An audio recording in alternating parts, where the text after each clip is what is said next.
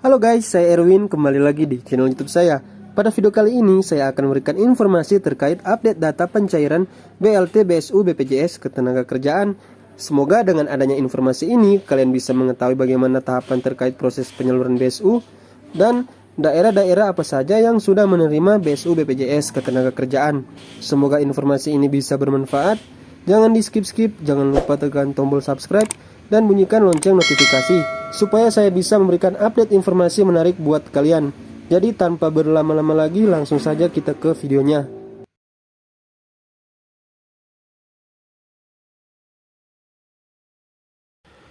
Mari kita dengarkan bersama-sama. Berikut ini adalah penjelasan dari Menteri Ketenagakerjaan terkait revisi Undang-Undang Ketenagakerjaan yang meliputi dari JHT hingga bantuan subsidi upah yang akan dijelaskan oleh Menteri Ketenagakerjaan Ida Fauzia dan Bapak Sekjen Anwar Sanusi kepada media dan kepada wartawan melalui konferensi pers. Jadi semoga penjelasan ini bisa bermanfaat buat kalian yang bertanya-tanya terkait kapan bantuan subsidi upah akan disalurkan kembali. Yang saya hormati tentunya rekan-rekan wartawan yang sudah menunggu dalam Zoom hari ini. Pertama tentunya kami ucapkan terima kasih atas kesediaannya untuk menghadiri undangan kami dalam rangka preskon terkait dengan pengaturan mengenai jaminan hari tua, terutama adalah Permenaker yang baru. Acara pertama adalah nanti akan ada paparan dari yang disampaikan oleh Ibu Menteri Ketenagakerjaan. Kemudian juga kami akan mengakomodir beberapa pertanyaan yang masuk kepada kami dan nanti akan dijawab oleh Ibu Menteri Ketenagakerjaan. Waktu dan tempat selanjutnya kami persilahkan kepada Ibu Menaker untuk menyampaikan preskon terkait dengan Permenaker nomor 4 tahun 2022 tentang tata cara persyaratan pembayaran manfaat jaminan hari tua. Ibu Menaker, waktu dan tempat kami persilahkan. Terima kasih Pak Sekjen. Assalamualaikum warahmatullahi wabarakatuh. Selamat sore, salam sejahtera untuk kita semua. Salam Om Swastiastu, Namo Buddhaya, salam kebajikan, salam sehat untuk kita semua. Teman-teman media yang saya hormati, marilah sama-sama kita awali dengan memanjatkan rasa syukur kita kepada Allah Subhanahu wa Ta'ala, Tuhan yang Maha Kuasa.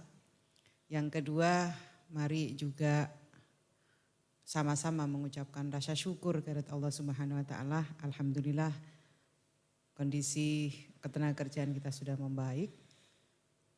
Dan alhamdulillah proses pembayaran THR juga berjalan dengan baik. Yang selanjutnya saya ingin menyampaikan kepada teman-teman semua, bersyukur pada Allah Subhanahu wa Ta'ala. Kemarin tanggal 26 April 2022 kami telah dan kita tentu saja telah memiliki peraturan baru terkait dengan jaminan hari tua, yaitu dengan dikeluarkannya peraturan Menteri Ketenagakerjaan nomor 4 tahun 2022 tentang tata cara dan persyaratan pembayaran manfaat jaminan hari tua. Permenaker nomor 4 tahun 2022 ini merupakan revisi atas Permenaker nomor 2 tahun 2022 sebagai tindak lanjut arahan Bapak Presiden dan sekaligus memperhatikan aspirasi teman-teman pekerja atau buruh yang menghendaki perlunya penyederhanaan dan kemudahan dalam proses klaim manfaat jaminan hari tua. Saya ingin menyampaikan bahwa Permenaker ini telah melalui tahapan serap aspirasi publik secara luas. Kami telah melakukan beberapa kali dialog dengan berbagai konfederasi serikat pekerja, serikat buruh, federasi serikat pekerja, serikat buruh, dengan teman-teman Disnaker provinsi dan kabupaten kota, serta melakukan koordinasi dengan kementerian dan lembaga terkait. Permenaker ini juga telah dikonsultasikan dengan LKS Tripartit Nasional yang anggotanya terdiri atas perwakilan serikat pekerja, serikat buruh, organisasi pengusaha, dan tentu saja pemerintah. Kami juga melibatkan para pakar dari berbagai perguruan tinggi untuk mendapatkan masukan terkait dengan materi Permenaker ini. Saya ingin menyampaikan berbagai hal terkait Permenaker nomor 4 tahun 2022 ini. Yang pertama, Permenaker ini mengembalikan pengaturan terkait dengan klaim manfaat JHT sesuai dengan Permenaker nomor 19 tahun 2015. Bagi peserta yang mengundurkan diri dan peserta terkena PHK, di mana manfaatnya dapat diambil secara tunai dan sekaligus serta melewati masa tunggu 1 bulan. Jadi tidak perlu menunggu sampai usia 56 tahun. Sekali lagi saya sampaikan, tidak perlu menunggu sampai usia 56 tahun untuk mengklaim JHT. Yang kedua, persyaratan klaim manfaat JHT ini juga lebih sederhana. Contohnya persyaratan klaim manfaat JHT bagi peserta yang mencapai usia pensiun yang semula disyaratkan 4 dokumen, yaitu peserta BPJS Ketenagakerjaan, KTP, kartu keluarga, dan surat keterangan berhenti bekerja karena usia pensiun, saat ini menjadi cukup 2 dokumen saja, yaitu peserta BPJS Ketenagakerjaan, kartu peserta BPJS Ketenagakerjaan, dan yang kedua KTP. Yang ketiga, Permenaker ini juga memberikan kemudahan dalam pengajuan klaim manfaat JHT, yaitu persyaratan dokumen yang dilampirkan dapat berupa dokumen elektronik atau fotokopi, yang sebelumnya disyaratkan harus melampirkan dokumen asli. Yang kedua, penyampaian permohonan sekarang dapat dilakukan secara daring atau online, tidak harus secara luring atau datang langsung ke kantor BPJS Ketenagakerjaan. Yang ketiga, terdapat kemudahan penyampaian bukti PHK bagi peserta yang terkena PHK. Namun begitu, saya ingin menekankan di sini, dengan kemudahan ini bukan berarti pengusaha dapat dengan leluasa melakukan PHK. Proses PHK harus tetap sesuai dengan ketentuan peraturan perundang-undangan. Selain yang sudah saya sampaikan tadi, juga ada beberapa ketentuan baru yang diatur dalam Permenaker ini. Yang pertama, klaim manfaat JHT bagi pekerja dengan perjanjian kerja waktu tertentu atau PKWT atau pekerja kontrak. Yang kedua, klaim manfaat JHT bagi peserta bukan penerima upah atau BPU. Kemudian yang ketiga, pembayaran manfaat JHT paling lama 5 hari. Saya ulang ini ya, paling lama 5 hari kerja sejak pengajuan dan persyaratan diterima secara lengkap dan benar oleh BPJS Ketenagakerjaan. Yang keempat, pekerja tetap dapat mengajukan klaim manfaat JHT meskipun terdapat tunggakan pembayaran iuran JHT oleh pengusaha. Tunggakan iuran wajib ditagih oleh BPJS Ketenagakerjaan kepada pengusaha. Jadi hak pekerja atau buruh atas manfaat JHT ini tidak akan hilang. Saudara sekalian, dengan terbitnya Permenaker nomor 4 tahun 2022 ini, maka Permenaker nomor 19 tahun 2015 dan Permenaker nomor 2 tahun 2022 dinyatakan tidak berlaku lagi. Saya harap semua pekerja atau buruh sekali lagi tetap fokus. Saya ingin mengatakan tetap fokus dan produktif dalam menjalankan pekerjaan sehari-hari karena aturan JHT yang baru dipastikan sudah sesuai dengan harapan teman-teman pekerja dan buruh. Dan pada kesempatan yang berbahagia ini menyambut Hari Raya Idul Fitri dan juga menyambut peringatan May Day, saya ingin menyampaikan selamat Idul Fitri 1443 Hijriah.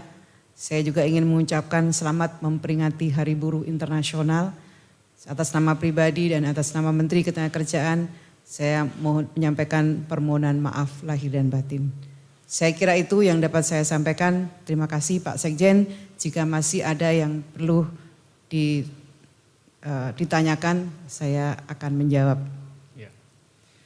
Terima kasih Ibu Menteri atas penjelasannya mengenai Permenaker nomor 4 tahun 2022 yang menggantikan Permenaker nomor 2 tahun 2022 dan sekaligus juga mencabut Permenaker nomor 19 tahun 2015. Nah, saya lihat tadi banyak sekali yang mengajukan pertanyaan lewat chat. Namun demikian mengingat waktu, saya menampung 2 pertanyaan. Yang lain mungkin nanti bisa ditanyakan kepada kami dalam satu kesempatan yang berbeda. Saya melihat ini ada satu pertanyaan dari Mbak Priska dari LKPN Antara. Ya, pertanyaannya adalah Permenaker sudah kembali ke aturan semula. Langkah apa yang diambil oleh Kementerian Ketenagakerjaan untuk memastikan para pekerja di hari tuanya bisa memiliki simpanan. Nah, ini mungkin saya lanjutkan aja Ibu Menteri biar nanti bisa dijawab sekaligus. Yang kedua adalah dari Mas Despian. Jadi dari Saudara Despian dari Media Indonesia menanyakan apa perbedaan signifikan dari aturan JHT kali ini. Apakah setelah pertemuan dengan serikat buruh ada beberapa masukan dari mereka yang menjadi salah satu aturan di JHT ini. Demikian Ibu Menteri, 2 pertanyaan yang bisa saya ambil dari berbagai pertanyaan yang diajukan oleh rekan-rekan wartawan. Ya, makasih Saudara Priska dan Saudara Despian. Yang pertama dari Saudara Priska. Permenaker sudah kembali ke aturan semula, langkah apa yang akan diambil oleh Kementerian Ketenagakerjaan. Saya sampaikan bahwa tujuan program JHT memang diperuntukkan sebagai bantalan untuk pekerja atau buruh ketika memasuki masa tuanya. Namun demikian, pemerintah memberikan pilihan bagi pekerja atau buruh ketika mengalami PHK, apakah ingin mengklaim secara langsung JHT-nya, maka jika kondisi ini, aturan inilah yang menjadi jawabannya. Aturan ini sudah kami sesuaikan dengan kebutuhan tersebut. Namun apabila ingin tetap meneruskan program JHT-nya sampai usia 56 tahun agar manfaat yang diterima lebih optimal, itu pun juga bisa.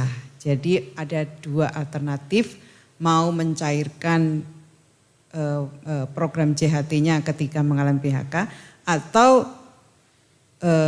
atau nunggu sampai 56 tahun. Kenapa kalau nunggu 56 tahun? Karena kita juga sudah punya program JKP. Artinya pemerintah memberikan pilihan kepada pekerja atau buruh tergantung kebutuhan dan preferensinya masing-masing.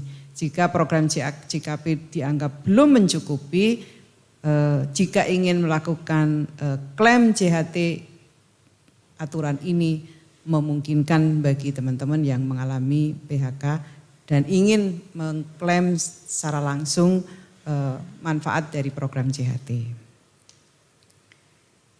Yang berikutnya Saudara Despian. Perbedaan signifikan dari aturan JHT ini apa? Seperti yang telah saya sampaikan sebelumnya, Permenaker nomor 4 tahun 2022 ini mengembalikan substansi Permenaker nomor 19 tahun 2015. Tapi ada kelebihannya, ada plus-plusnya. Plusnya apa? Plusnya karena ada penyederhanaan persyaratan dan kemudahan dalam pengajuan klaim manfaat JHT. Serta beberapa ketentuan baru seperti klaim manfaat JHT bagi teman-teman pekerja BKWT, kemudian bagi teman-teman bukan penerima upah atau BPU. Dan ini tadi juga saya sudah sampaikan adalah juga masukan dari teman-teman serikat pekerja serikat buruh. Dan hasilnya seperti yang sudah saya sampaikan tadi. Ingin lebih jelas lagi saya kira teman-teman bisa membaca secara langsung Permenaker nomor 4 tahun 2022 ini. Saya kira itu Pak Sekjen. Ya. Terima kasih Ibu Menteri atas tanggapannya, penjelasannya untuk 2 pertanyaan. Yang tadi sudah saya sampaikan, mohon maaf sekali rekan-rekan wartawan, kami belum bisa mengakomodir semua pertanyaan untuk bisa kami jawab. Namun demikian kita sangat terbuka, kalau seandainya ada beberapa hal yang ingin diklarifikasi, dikonfirmasi, kami pun juga siap untuk melakukan respon. Tadi sudah sampaikan oleh Bu Menteri bahwa kalau ingin mengetahui secara detail, mohon mungkin bisa dicek Permenaker nomor 4 tahun 2022 yang itu sudah kita upload di dalam jaringan dokumentasi dan informasi hukum JDIH Kementerian Ketenagakerjaan Republik Indonesia. Terima kasih Bu Menteri, terima kasih rekan-rekan wartawan atas waktunya. Mudah-mudahan ini menjadi satu penjelasan yang sangat clear dan betul-betul kita bersama-sama mengawal agar bisa kita laksanakan dengan sebaik-baiknya. Selamat menjelang May Day ya, tanggal 1 Mei dan juga kami mengucapkan selamat Idul Fitri, menjelang Idul Fitri, mohon maaf lahir batin minal aidin wal faizin. Terima kasih, Assalamualaikum warahmatullahi wabarakatuh.